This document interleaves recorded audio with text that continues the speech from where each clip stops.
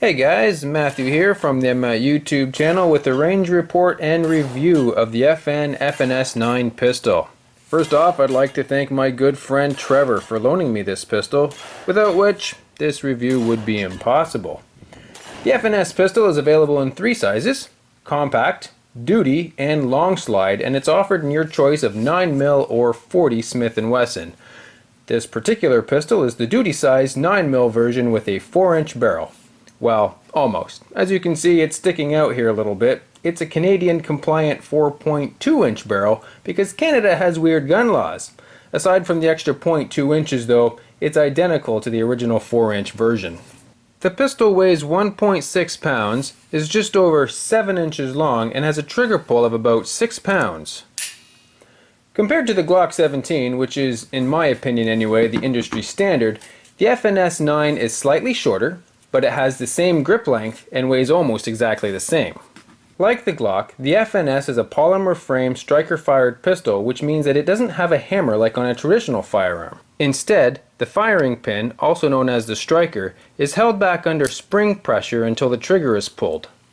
This setup allows for a short, mid-weight trigger pull, which many feel is the ideal trigger pull for a duty or self-defense firearm. In my opinion, the FNS line of pistols offers all of the features you want and none that you don't. To start with, the slide and barrel are both blackened stainless steel, which means corrosion is much less of an issue. It's also fully ambidextrous right out of the box. With all of the critical controls on both sides of the gun, righties and lefties alike can pick up this gun and get straight to work. There's no thumb safety, no magazine disconnect safety, and no obnoxious loaded chamber indicator. The loaded chamber indicator is instead built into the extractor, similar to the Glock. With a round in the chamber, in this case a dummy round, the extractor sticks out slightly, which not only displays a small red dot, it also allows you to check the condition of your chamber in the dark using your finger. One of my few complaints is with the slide lock. I find it just a little small to manipulate while locking the slide back.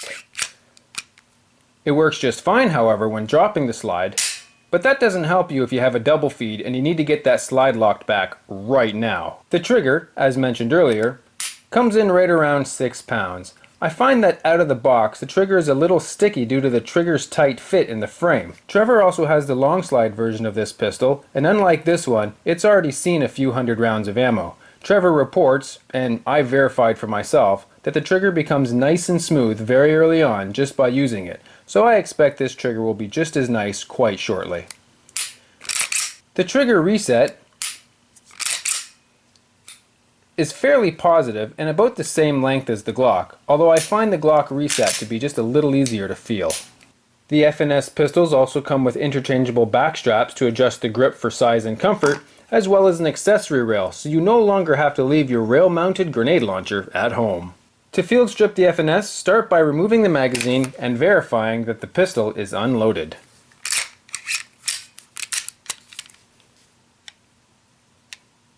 Next, rotate the takedown lever 90 degrees down. Firmly grasp the slide and move it slightly to the rear to disengage the slide lock. Ease the slide forward to its normally closed position and press the trigger. The slide will then slide off the front of the frame. The recoil spring pops out with just a little bit of pressure, and then the barrel can be lifted up and out. The walls of the barrel are quite thin compared to the Glock 17, and the rifling is the traditional cut lands and grooves as opposed to the polygonal rifling found in the Glock barrel. The recoil spring guide rod is also made out of stainless steel, which many prefer over the plastic guide rod found in the Glock. The inside of the slide looks very similar to most other striker-fired pistols, as do the internals of the grip frame, with obvious consideration being given to the ambidextrous controls. The FNS boasts the same drop safety as the Glock, although the trigger safety resembles that of the Smith & Wesson M&P 9. The sights are steel from the factory with 3 white dots, with the option of tritium inserts for night sights. Trevor and I both prefer to black out our rear sights, which lets us find the front sight a little bit easier during competition. They're adjustable for windage by carefully drifting them left and right. Elevation adjustments need to be done by swapping out the front sight for a different height. The FNS comes with 3 magazines, and depending on which country or state you live in, will either have a 17 or 10 round capacity. They're made out of metal, which reduces friction, which helps prevent magazine hang-ups while dropping a mag during a mag change. Speaking of magazines, let's load these mags up and hit the range. So one of the first things I noticed was that the gun tended to jump around in my hand a lot when I fired it, despite having a fairly aggressive grip texture. I attribute this to the fact that the grip is narrower than the Glock's, which gives me less surface area to get a hold of. Shooters with smaller hands probably won't have this issue. The sights on the FNS are easy to see with a nice wide rear notch and a front post that fits in it nicely with lots of light on either side.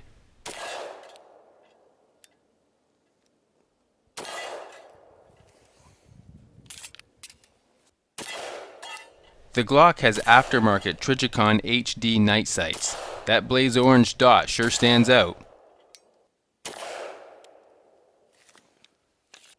There's nothing too terribly scientific about the accuracy test. I simply set up 2 targets at 21 feet, that's right around 7 meters for my Canadian viewers, and shot 10 rounds using the isosceles stance. As you may have guessed, I sped up the footage since I took several seconds between each shot to do my best at a perfect sight picture and trigger press. I failed a few times, but I think the results are still valid.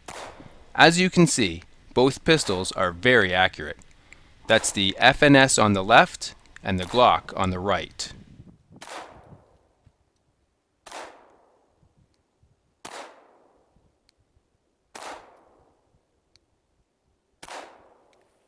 Recoil control was a little easier to manage with the Glock, but again, I attribute that to the larger grip, which simply fits my hand better. Others may find the opposite is true. That's why it's so important to try before you buy. So wrapping up, I think the FN FNS-9 is a great pistol that stands up well against the Glock 17. With fully ambidextrous features, its lightweight, and fantastic accuracy, I wouldn't hesitate to add this to your collection. So long as it fits your hand, of course. Anyway, I hope you enjoyed watching. We'll catch you next time.